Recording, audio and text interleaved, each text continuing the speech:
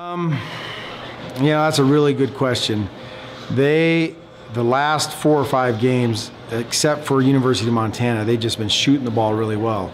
And so I think a lot of it is how well they're playing right now. We came out with an aggressive mindset defensively, and once they hit a couple of threes, we got a little too over-aggressive. And that allowed dribble penetration, which then our help had to help, and then they would kick to an open shot. Or when we stayed out, our weak side was worried about the three-point line, and so we didn't get the back cut, so they got easy layups there in that first half, that 7-8 minute stretch where just felt like we couldn't regroup defensively and slow down, get back to the fundamental principles that we'd worked on to take them out of that, you know. And when they're shooting that well, especially from the outside, it's kind of a tough mindset for the girls to break. Second half, we came back out with that idea of, okay, get back to stop being over-aggressive. You know, contest every shot, make them hit it.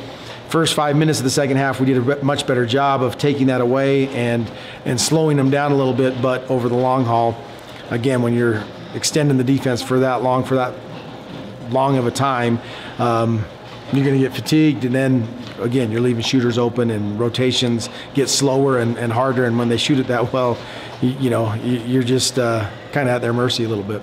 How do you read? Oh yeah, it's definitely frustrating when you feel like you've played a good possession and they're hitting those shots.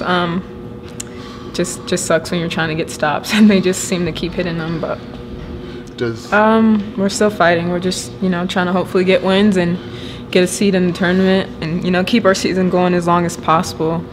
That loss really hurts because just everything's so tight up at the bottom, and every win would count at this point. But yeah, we're still fighting, and we're still trying to keep getting these wins and 3 games and get us in the conference tournament, because once you get there, anything can happen. So that's what we're going to be playing with until the last game, until the last second. And you still got 3 games. We're not, and that's the great thing, and the hard thing is with a few losses in a row and 20-point losses, it's easy for the girls to get a little bit frustrated and down, and we're still fighting for something and an opportunity to play.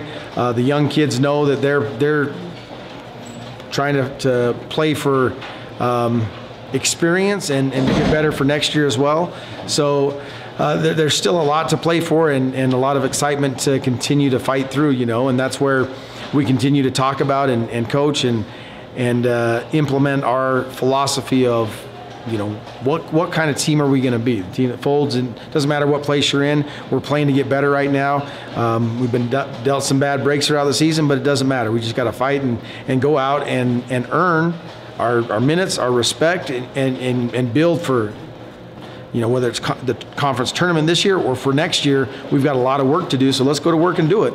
And some of them are really buying into it, and some of them we need to continue to motivate. Was that the message?